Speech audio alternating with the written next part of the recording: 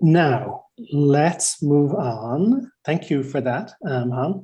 I'm going to see if I can share my screen just to introduce Elizabeth. Our next speaker is Elizabeth Isele. Elizabeth is the CEO and founder of the Global Institute for Experienced Entrepreneurship, as well as also having an academic role as being a senior fellow in the social innovation and entrepreneur in residence at Babson College. She has done so much work in promoting entrepreneurship and speaking about entrepreneurship among older people at the White House, at the EU. She's spoken all around the world and has so many wonderful insights that I'm really looking forward to hearing more about the work you've done, but especially around some of the work you've done around discovering your entrepreneurial DNA. So with that, I'd like to hand it over to Elizabeth. Thank you so much, Mike. And I'm delighted to be here and thank Ingen as well and all of the organizations that are sponsoring this forum. It's so vitally important. And I also love the fact that when I look at the big screen of all the faces, I see some old friends and new friends there, and just am excited about the energy in the meeting this morning and the energy in this field in general. And it is my belief, really, that positive aging, which is a concept that's been around for about 20 years now, is no longer just for the aging. Positive aging has to do with every single generation, and we need to involve intergenerational and multi-generational aspects of aging in every conversation we have about it. Seniors are the world's fastest growing natural resource, and I love to say we're the only growing natural resource. We are 3.2% versus 0.08% for the rest of the population in terms of our growing statistic. And seniors, as Hans pointed out, seniors are not the problem, they are the solution. Hans saw a problem and he solved it. And that's the spirit of the senior entrepreneur. It's their way of looking at the world. And I heard the other day and I thought this is really quite profound in that older individuals may be losing their sight, but they are gaining a new way of seeing. And I love that. To go back a little bit, when I first coined the term in the United States, senior entrepreneur, back in 2012, people would look at me like I was a raving lunatic. Either that or, I just had my words mixed up and somehow had created this oxymoron. And other people would look at me. I did a presentation for the AARP in the United States, and the audience was extremely receptive to the idea because the audience was older individuals. But one of the AARP executives commented on the fact that my presentation, trying to say something nice, she said, well, that was wildly exuberant. And I don't think she said that in a very kind way, but I also think that really captures my spirit. And as I've said to my children, I said, I want that to be my epitaph, wildly exuberant until her last breath. When I started senior entrepreneurship, it really came after I did a lot of work. I started a blog called Savvy Seniors Work, which was this was back in 2008, about seniors who wanted to stay in the workforce but were being pushed out the door. And I thought that this is not this just didn't sound right to me. And I had started another nonprofit. My first entrepreneurship effort was in my 50s. And that was very successful, about teaching seniors how to use technology. And one of the best aspects of that was, well, of course, just to back up again, when I first started that, which we called Cyber Seniors, people thought that was the lunatic fringe as well, because why would older people want to learn about the technology? Well, we started with 12 seniors who wanted to learn in Portland, Maine, in the United States. And within 5 years, it had grown to over 25,000 seniors across the United States and American Samoa. But to go forward again, after that startup, and then I did the Savvy Seniors blog to help people, because I was then in my 60s, and I thought, I can't be the only one who wants to continue working. So I went to my webmaster, who was a genius, and I said I wanted to create a blog to find out, what is the scenario around the world for people? Do people over 50 and 60 want to continue working, or am I just projecting myself on this audience? And she very graciously said, well, I will help you set up the blog, but I guarantee nobody's ever going to read it. And she was, of course, 30 years younger than I am, so she didn't quite understand where I was coming from. But she helped me set up the blog, which was incredible because instead of nobody reading it, within the first 6 weeks of my publishing that blog, Savvy Seniors Work, I had responses from every continent in the world except for Antarctica. Antarctica came on later, but at that point, it was just an overwhelming response of people who wanted to continue working, who wanted to figure out how they could do that, how they could break the bias that was holding them back.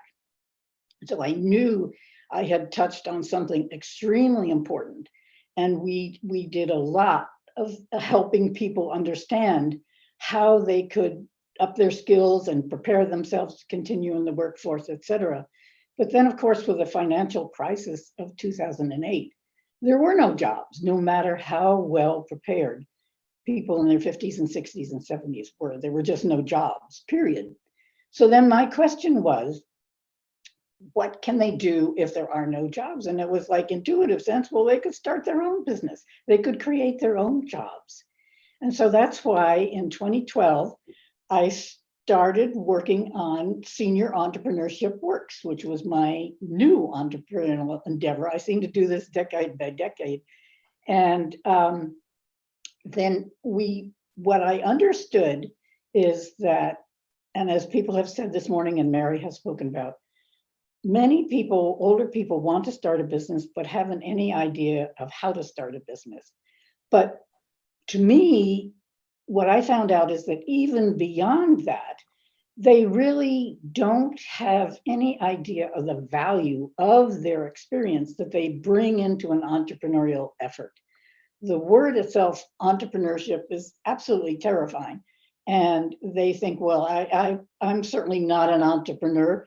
I've just, done work, or I've just been a housewife, or they have all these kind of self-imposed biases that make certain that they don't fit that term entrepreneur. So what we did is at Senior Entrepreneurship Works is we created a program called the Experience Incubator. And this is really an incredible program where we help individuals who are even just thinking about starting a business or thinking about if they could do this, how to translate their experience, their past decades of experience, into what they want to do next. And the most important exercise in the incubator, and the one that has really had profound results in terms of helping people identify their entrepreneurial mindset, was called Decoding Your Entrepreneurial History. And in this exercise, the people in the workshop would, decade by decade, number one, name something that they were most proud of, name an accomplishment that they were proud of. And then once they had named that, in the columns to the right, they had to say how they made that happen. What made them think of that in the first place? Who helped them along the way? What challenges did they have to overcome? What resources did they already have to achieve that when they were in their earlier years? And what resources did they have to go out and seek? And how did they find them? And what was most extraordinary about that exercise is the fact that people found they were most entrepreneurial in the first 10 years of their life. Across the board, I would say at least 98% of the people in the workshop had their most entrepreneurial experience in those first 10 years. And I have to say this, while it's exciting, it's also a horrible comment on the education system. I'm not certain about worldwide, but certainly in the United States, where after you pass your first decade, suddenly you have to tamper down your curiosity and you have to get yourself on track to success.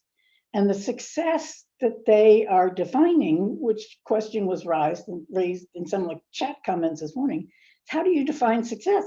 Well, success is this artificial guideline that they have in terms of getting into the right school, getting the right job, getting the right salary, getting the right house, getting your children to the right colleges. And the most damaging aspect of that, besides being so narrow-minded, is the fact that you really had to eliminate any risk.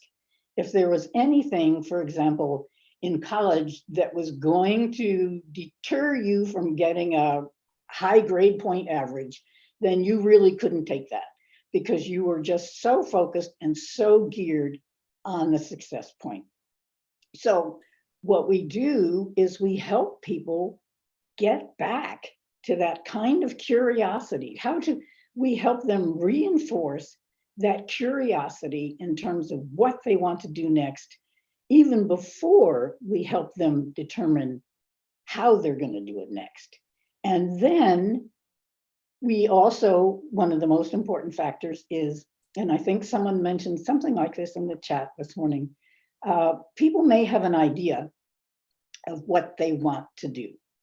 And we say, well, that's great, put that on hold. The first thing you have to determine is why you want to do it. You have to have a purpose behind the what. And once you can explain the why you want to do it, you can actually find people reaching out to you to help, because people in this world, believe it or not today, still have a shared purpose in improving society and humanity and the economic situation for people of all generations and all cultures. So that's what we did on the individual level. And I know I have to speed it up a little here, but once we had grounded people in that and the way of thinking about their entrepreneurial mindset, and that they really had been thinking entrepreneurially for 60, 70 years, but they just never identified that they could do that. The next thing we had to do was to persuade the world, and I'm never afraid of taking on these challenges, but we had to convince the world that this was a valuable asset.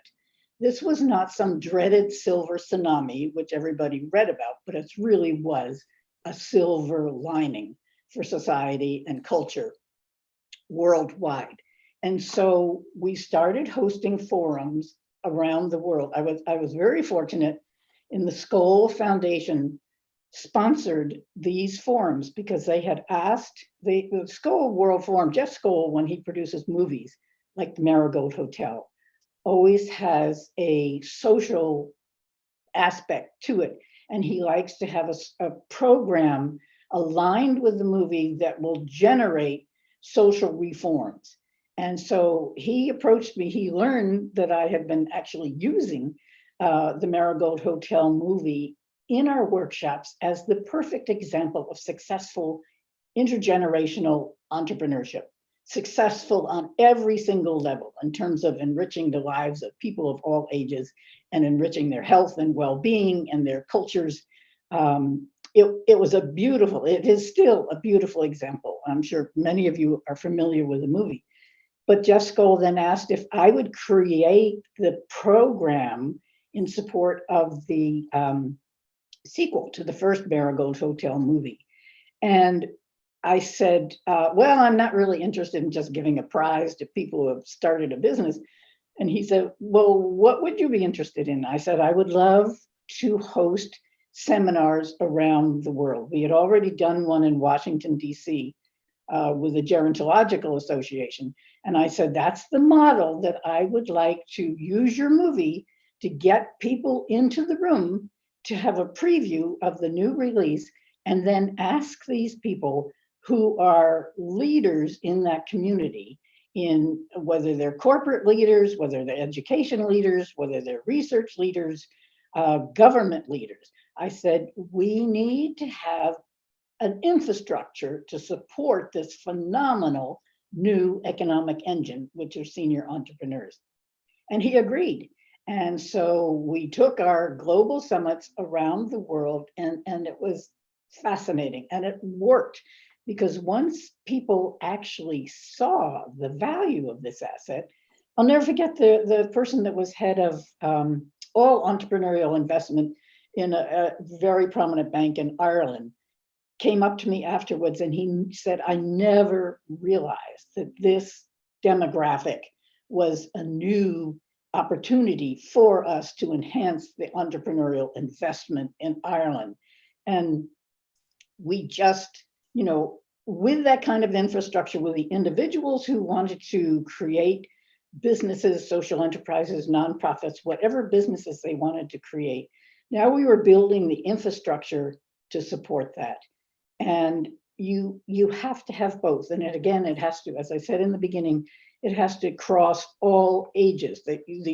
One of the best programs was in Europe, where the EU designed a program called 50+ Entrepreneurship, which is still going, and it's a brilliant program. And it's all about education and finance, everything an entrepreneur, a senior entrepreneur needed to start a business. And the reason they allocated such amount of funding towards that is because they recognize the fact that if seniors were building businesses at the success rates that was documented worldwide, then they were also job creators. And one of the biggest challenges in the EU nations is youth unemployment. It's on an average of 20%. In some countries, it was 50% at that time. And they thought, if we can get more seniors and more businesses started, and sustainable businesses, then that will mitigate the unemployment rate.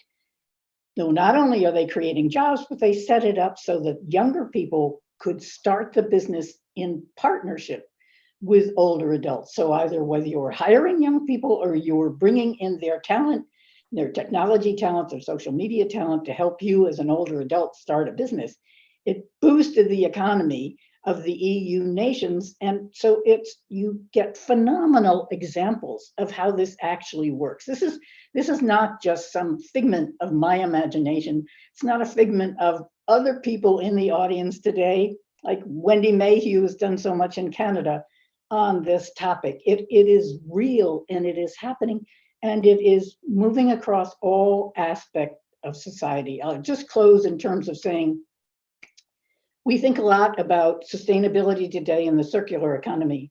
And my challenge to people is to start thinking about seniors' experience as a life cycle of experience that we pass on from generation to generation. We talk about reusing, recycling products, but we need an eco design that considers and integrates in its conception the environmental impacts. Throughout the life cycle of a product, we need to also think about the impact of the life cycle of the mind and experience. It's our human capital. And as Antonio Guterres said at the last meeting of the International Day of Older People at the United Nations in 2019, that we need to find more ways to help older individuals continue to contribute. They are key to achieving our sustainable development goals. And I just think that's really extraordinary, an extraordinary announcement from the United Nations. And so collectively, we are gaining on this. And I have to say, when I say senior entrepreneur, no one looks at me as a raving lunatic anymore, but I'll never relinquish the wildly exuberant. As you see, I'm extraordinarily passionate about this subject. So thank you for allowing me to share my views on it. Thank you, Elizabeth. You are indeed passionate about it. And one thing, in getting ready for it today, I watched a few videos or seminars, talks that you'd given on YouTube, that were on YouTube. And one thing I loved that you said about people this age is that they were relentless about remaining relevant. And I think that ties in so well. I love the alliteration as well. I mean, it was just a wonderful way of reminding it, but it ties in so much to the points that all three of you have made about having a sense of purpose, a contribution. And I loved what you said about defining success more broadly than just the traditional values.